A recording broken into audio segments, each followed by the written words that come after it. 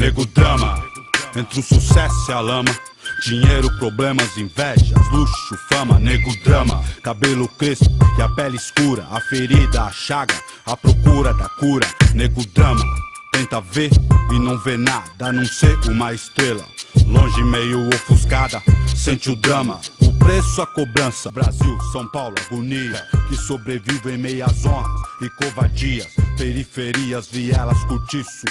Você deve estar pensando que você tem a ver com isso, desde o início, por ouro e prata. Olha quem morre então, veja você quem mata. Recebe o mérito, a farda que pratica o mal. Me ver pobre, preso ou morto já é cultural. Histórias, registros e escritos, não é conto nem fábula, lenda ou mito. Não foi sempre dito que preto não tem vez, então.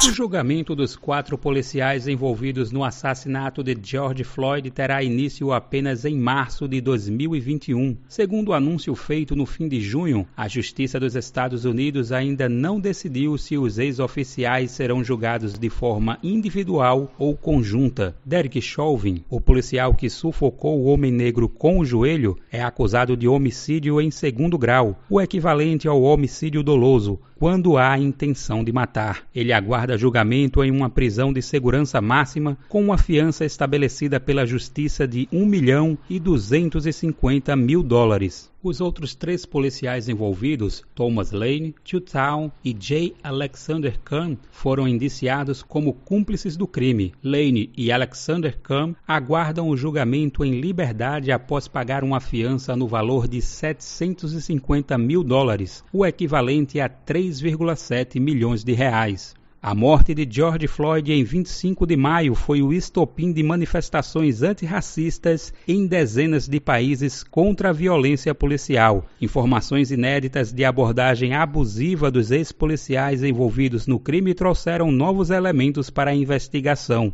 No início de junho, por exemplo, foram divulgadas as transcrições das imagens de uma câmera presa ao uniforme de Lane, que filmou toda a ação. Pelos registros, George disse 20 vezes que não conseguia respirar, mas teve as súplicas ignoradas. As frases foram apresentadas na corte pela defesa de Thomas Lane, que argumenta que o policial estava apenas seguindo as ordens de Chauvin, o policial mais experiente. A repercussão do assassinato trouxe à tona as discussões sobre alterações estruturais na polícia de Minneapolis. A proposta apresentada pela Câmara Municipal um mês após a morte prevê a substituição da polícia por uma nova agência, o Departamento de Segurança Comunitária e Prevenção da Violência. No dia 21 de julho, a Câmara aprovou uma série de medidas contra a violência policial, entre elas a proibição do estrangulamento e da contenção pelo pescoço, manobra que assassinou Floyd. Além de Minneapolis, outros governos também declararam que pretendem proibir a prática, entre eles os governadores da Califórnia e de Nova York. Da redação do Brasil de Fato em São Paulo, Daniel Lamir.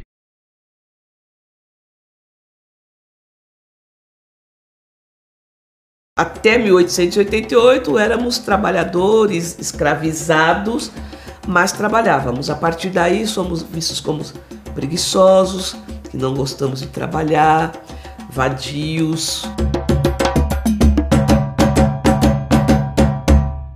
O racismo institucional existe, né? E atua dessa forma na vida das pessoas negras, porque existe o racismo que foi estruturado ao longo, né, do final do século XIX até o que a gente presencia hoje. Nós tínhamos até 1888 um regime de escravidão, uma escravidão que era justificada através de teorias científicas, que dizia, né, que os negros eram de raça inferior, e por conta disso a possibilidade de você escravizar pessoas e abaixo de tortura, né, de muita violência, porque a escravização é isso. Olha pra frente, seu preto safado! Vamos, safado! Entra logo aí! Quando o Brasil percebe, né, o Estado brasileiro percebe que não vai ter jeito, que ele vai ter que acabar com a escravidão, ele começa a tomar uma série de medidas, inclusive legislativas, para possibilitar a marginalização de homens e mulheres negros e negras. A gente pode começar, por exemplo, com a lei que proíbe os negros de estudarem, o Ato de Império de 1834. Era um ato de império que impedia os negros, era proibido que os negros estudassem. Em 1850, você tem a edição do Ato de Império que eles chamam de Lei de Terras. As pessoas são proibidas de comprar as terras, principalmente os negros e indígenas.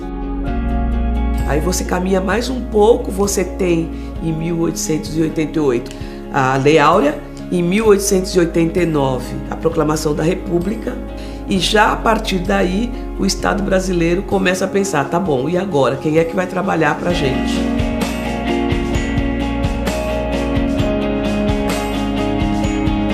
Os seres humanos é uma espécie só.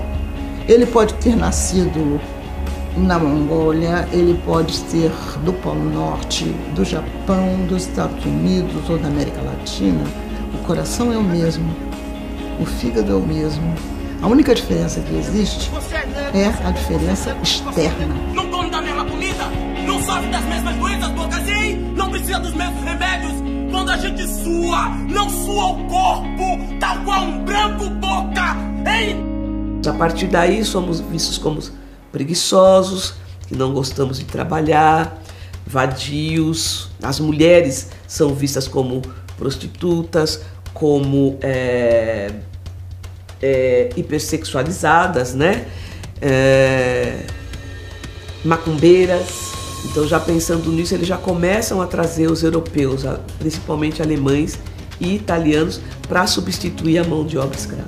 Muitos desses europeus vêm para o Brasil já recebendo um pedaço de terra, algum dinheiro e animais. E o que acontece com essa massa de homens e mulheres negros e negras após a abolição da escravatura? Sem terra, sem educação e sem trabalho. Em 1890, a República, né, tem as suas primeiras leis penais, dentre elas a lei de vadiagem. Os negros que eram encontrados sem trabalho na rua poderiam ser presos.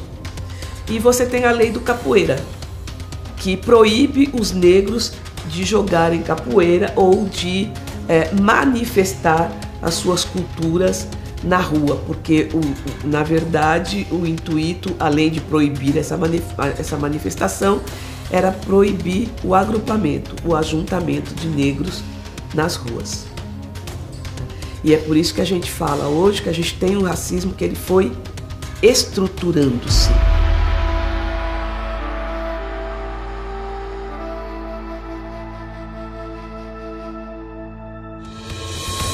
É preciso, inclusive, que se veja o trabalho que o Ministério Público de Pernambuco fez sobre racismo institucional, mostrando como o nosso poder de polícia sempre foi voltado para a manutenção do status quo de quem segue os mandamentos da cartilha europeia. Branco, cristão, macho.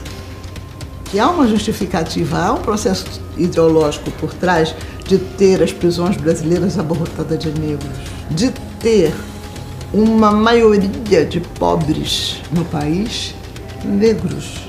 Esse é um projeto filosófico do próprio grupo que comanda o país.